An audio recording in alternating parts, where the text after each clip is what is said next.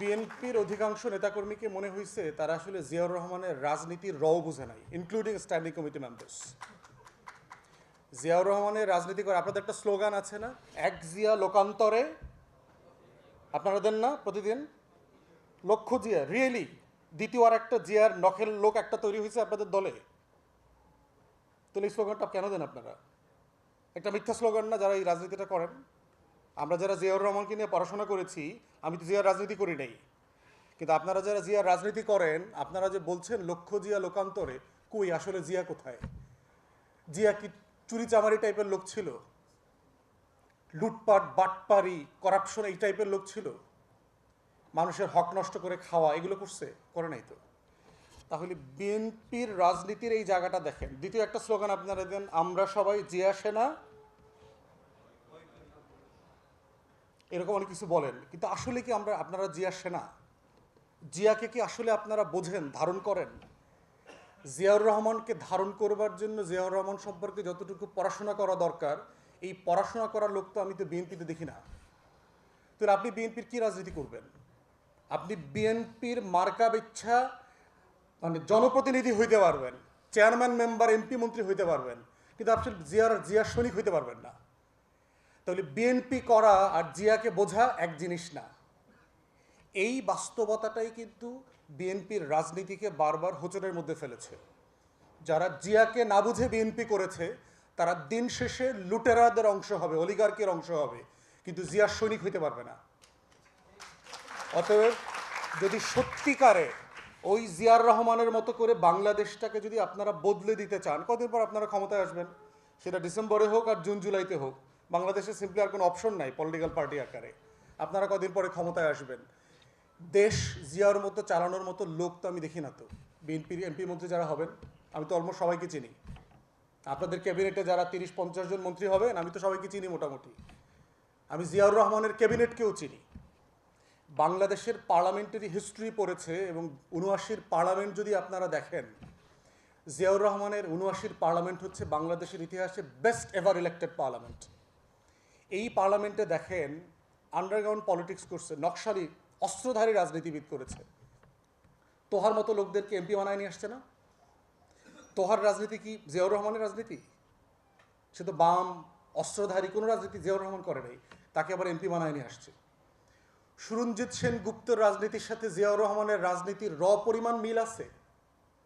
সেই লোকটাকে সেই ৭৯-তে এমপি বানাইছে না? খানে সবুর মুসলিম লীগের নেতা ছিলেন, খুলনা থেকে এমপি হয়েছেন না? মুক্তিযোদ্ধা, কিন্তু খানে সবুরকে মুসলিম লীগের মানুষ তাকে এমপি বানাইছেন।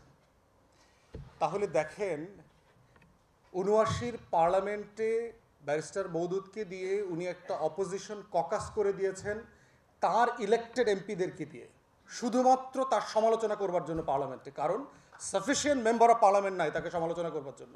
সে বোধ করেছে যে আমি এত এমপি নিয়ে ক্ষমতায় আছি, কিন্তু যদি আমাকে সমালোচনা না করে তাহলে এই সংসদীয় গণতন্ত্রটা ওয়ার্ক করবে না। তো সেখানে বিএনপির অন্য দল, বিএনপির সমালোচনা তো দূরের কথা, বিএনপির গ্রুপিং পলিটিক্সের সমালোচনায় তো খুন খারাপি হয়ে যাচ্ছে। তাহলে যারা বিএনপিকে জিয়ার রাজনীতিতে রূপান্তর করতে চায়, তাকে তো দলের ভিতরে জিয়াকে চর্চা করতে হবে, স্লোগানে না, ফেস্টুনে না। আপনারা কি করেছেন? জিয়াকে একটা মাজারে পরিণত করছেন, জিয়াকে একটা মন্দিরে, তারপরে ফেস্টুনের ছবিতে পরিণত করেছেন, কিন্তু জিয়াকে ধারণ করেন না। প্রত্যেকটা ব্যানারে ব্যানারে আমি মাঝে মধ্যে খুঁজে পাই না যে আসলে কে এটা এই পোস্টারটা ছাপাইছে, কার পক্ষ থেকে কারে শুভেচ্ছা দিতেছে, এইটা আমি বুঝে উঠতে পারি না। এত ছবি, আবার উপরে হইল জিয়ার ছবি। জিয়ার বক্তৃতায় কোনো তোষামদি শুনছেন কোনো দিন? জিয়াউর রহমানের বক্তব্য শোনেন তো, 3.5-4 বছরের বক্তব্যের ভিতরে এরে তেল দেওয়া, ওরে তেল দেওয়া, তোষামদি করা। আপনারা এই তোষামদির রাজনীতি শিখলেন কোত্থেকে? তাহলে আপনার রাজনীতি তো আমি বিএনপির রাজনীতির ভিতরে আমি তো জিয়াকে খুঁজে পাই না। অথচ জিয়ার রাজনীতিটাই হচ্ছে বাংলাদেশের রাজনীতি, বাংলাদেশের ভবিষ্যৎ। এবং আমরাও যখন এবি পার্টির পক্ষ থেকে পলিটিক্স করি, আমাদের যখন পলিটিক্যাল ওয়ার্কশপ হয় দলের ভিতরে, আমরা যে নেতাদের কেস স্টাডি করি, তার ভিতরে একটা কেস স্টাডি হচ্ছে জিয়াউর রহমানের লাইফ নিয়ে আমরা আলোচনা করি। Why he was successful. কারণ তাকে আমরা বিএনপি আকারে পড়ি না, তাকে দেশের রাষ্ট্রনায়ক আকারে আমরা পড়ি। অতএব সেই জায়গাতে হচ্ছে যারা রূপান্তরিত রাজনীতি করতে চান, সংস্কারের রাজনীতি করতে চান, আপনাদের 32 দফার মধ্য দিয়ে আপনারা যে সংস্কারের আলাপ আপনাদের দলেও তুলেছেন, আপনাদেরকে আসলে জিয়াউর রহমান ক্যারেক্টারটা ভালো বুঝতে হবে। যদি জিয়াউর রহমানকে আপনারা না বোঝেন, না ধারণ করেন, না বুঝতে পারেন, তাহলে এই সংস্কারের পলিটিক্স আপনারা বেশি দিন আগায় নিতে পারবেন না। অতএব এইটা বিএনপিকে সিরিয়াসলি মাথায় নিতে হবে যারা বিএনপি লিডারশিপে আছেন, এবং এটা আমরা ফিল করি। জিয়াউর রহমানের ব্যাপারে দেখেন যে রাষ্ট্র তৈরি হয় শত্রু সাপেক্ষে, বন্ধু সাপেক্ষে রাষ্ট্র হয় না। এই যে আমাদেরকে আওয়ামী লীগ প্রচুর বলতো না, বন্ধু রাষ্ট্র বন্ধু রাষ্ট্র। বন্ধু রাষ্ট্র যদি হয় তাহলে প্রত্যেক রাষ্ট্র তার বন্ধু রাষ্ট্রের বর্ডার তৈরি করে কেন, বেড়া দেয় কেন? বন্ধুর বাড়ি থেকে কেউ বেড়া দেয়? যদি বন্ধু হয়, দুই বন্ধুর বাড়ি থেকে কেউ সীমান্ত রক্ষী রাখে, পাহারাদার রাখে, দারোয়ান রাখে? দুই বন্ধুর বাড়ি থেকে কেউ ইলেকট্রিক তার তৈরি করে মানুষ হত্যা করে? দুই বন্ধুর বাড়ি থেকে অস্ত্র দিয়ে একজন আরেকজনকে খুন করে, মারে? তাহলে রাষ্ট্র কখনো বন্ধু সাপেক্ষে হয় না পৃথিবীতে, রাষ্ট্র হয় শত্রু সাপেক্ষে। এবং শত্রু সাপেক্ষে রাষ্ট্র হয় বলেই রাষ্ট্রের সভরেন্টি রক্ষা করবার জন্য সীমান্তে তার দিতে হয়, সীমান্তে পাহারাদার বসাইতে হয়, ওই পাহারাদারদের হাতে অস্ত্র দিতে হয়। অতএব সেই শত্রু সাপেক্ষের রাষ্ট্রের রাজনীতি হচ্ছে জিয়াউর রহমান ধারণ করেছেন। কিভাবে ধারণ করেছেন দেখেন। সাইদ আবদুল্লাহ প্রায় বলেছে, অল্প একটু বলে নাই, যে পানি ইস্যু, গঙ্গার পানি ইস্যু নিয়ে ফারাক্কা মার্চ হইল আপনার 76-এ মে মাসে সম্ভবত। ওই বছর কিন্তু জিয়াউর রহমান জাতিসংঘে গিয়ে ইন্টারন্যাশনাল ফোরামে for the first time Ganga issue raise করেছেন, despite Indian opposition. India seriously oppose করেছে এটার ব্যাপারে, তারপরে উনি ইন্টারন্যাশনাল ফোরামে এটা তুলেছেন। এবং তোলার কারণে যেটা হয়েছে, পরের বছর ভারত চুক্তি করতে বাধ্য করছে on the terms of Bangladesh. বাংলাদেশের শর্তে ভারতকে পানি চুক্তি করতে হয়েছে, গ্যারান্টি ক্লোজ সহকারে, যেটা আওয়ামী লীগও করতে পারে নাই বন্ধু রাষ্ট্র থাকার পরেও। জিয়াউর রহমান পারছে। জিয়াউর রহমানের রাজনীতি কি দেখেন। রোহিঙ্গাদের ইনফ্লাক্স হইলো আপনার 77-এ, ওখানে আরাকানে ক্র্যাকডাউন হয়েছে, লক্ষ লক্ষ রোহিঙ্গারা চলে আসছে এখানে, এই 17 সালের মতো আর কি, বহুবার হয়েছে। জিয়াউর রহমান সিম্পলি বলছেন, ডেডলাইন দিয়ে বলছেন, জাতিসংঘে গিয়ে বলছেন যে আপনারা এটা ফেরায় নেন, ফেরায় না নিলে আমি এই যে লাখ লাখ রোহিঙ্গারা আসতেছে না, আমি সবাইকে অস্ত্র দিব, ট্রেনিং দেব, এরপরে আপনার দেশ দখল করার ব্যবস্থা করব। জাতিসংঘের মধ্যস্থতায় যে কয়জন রোহিঙ্গা আসছিল সবাইকে বার্মা ফেরত নিয়ে গেছে, আমরা পারি নাই কেন? তাহলে এই যে ফরেন পলিসি সাকসেস, এরপরে দেখেন আপনি আমাদের চিটাগং হিল ট্রাক্সকে নিয়ে যে ষড়যন্ত্র করেছে ভারত, জনসংহতি তৈরি করা আপনার সেই 74-5 অনওয়ার্ডস, অস্ত্র দিয়ে দিল এখানে, এই সন্তুল আর্মাদেরকে উস্কায়া দিল। প্রেসিডেন্ট কী করেছেন? সিম্পলি চীন থেকে ফিরে এসে একটা মডেল ফলো করেছেন যে আমার এখানে আমার লোকাল লোক লাগবে যারা এটা সেফগার্ড করবে। সেটেলমেন্ট পলিসি নিলেন, দেশের মানুষকে, ভূমিহীন লোকদেরকে নিয়ে সেটেল করলেন, এবং সেটেল করে রাষ্ট্রের সভরেন্টিকে তিনি ডিফেন্ড করলেন শত্রু সাপেক্ষে। কিন্তু দেখেন, সে রাষ্ট্রকে চিন্তা করেছে কোথায়? শত্রু সাপেক্ষে।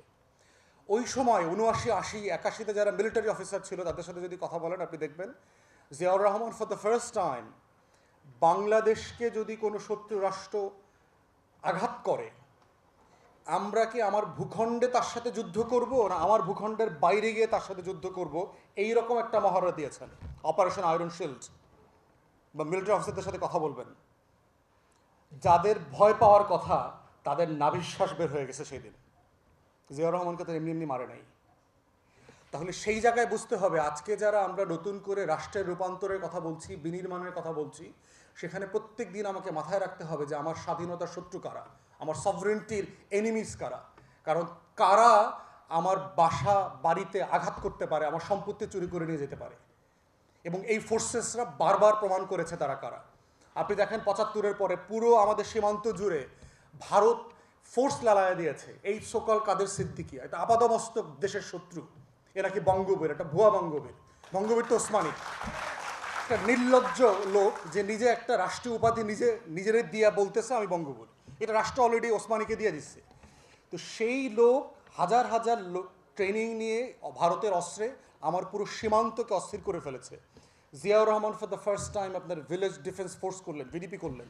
গ্রাম প্রতিরক্ষা একটা ফোর্স আছে না আমাদের, গ্রামে গ্রামে আছে, জিয়াউর রহমান করেছে।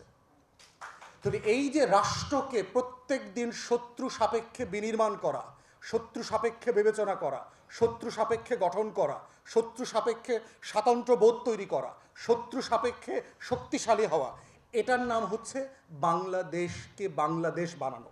আমরা যখন বাংলাদেশ দুইয়ের কথা বলছি, দায় ও দরদের রাজনীতির কথা বলছি, আমরা এমন কিছু বলছি না যেটা কখনো হয় নাই, কখনো করা হয় নাই, এগুলো করা হয়েছে।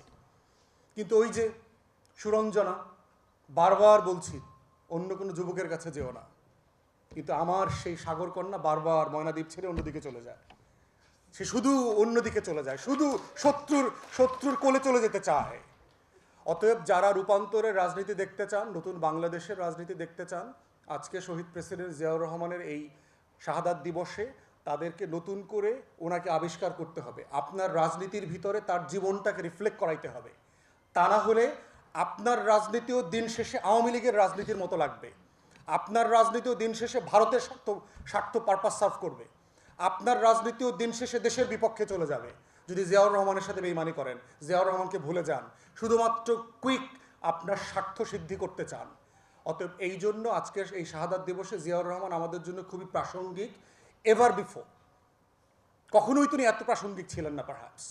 এই জন্য আজকে আমরা যারা এই টোটাল অ্যান্টি ফ্যাসিবাদ বিরোধী আন্দোলন করেছি, সবাই মিলে কাঁধে কাঁধ মিলিয়ে দায় দরদির ভিত্তিতে আগামী বাংলাদেশ দুইটা যেন আমরা গড়তে পারি, তাই এই সময়োত্তীর্ণ যে আইডিয়াসগুলো আছে এগুলো আমাদের রূপান্তরকে যেন সাহায্য করে।